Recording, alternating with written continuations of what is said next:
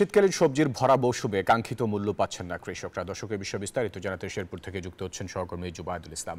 জুবাইদুল, সবজির দাম কেন পাচ্ছেন না কৃষকরা, কি বলছেন তারা?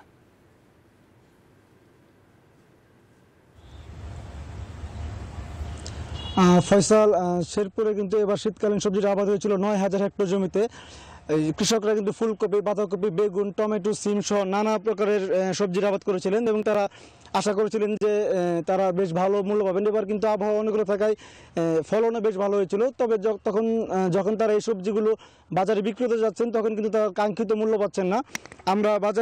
আমরা কৃষকদের সাথে কথা বলছি, জানতে পেরেছি যে ফুলকপি, বাঁধাকপি কিন্তু ২-৩ টাকা পিস দরে বিক্রি হচ্ছে এবং সিম, টমেটো, বেগুন এগুলো কিন্তু ৫ থেকে ৬০ টাকা কেজি কৃষক পর্যায়ে বিক্রি হচ্ছে।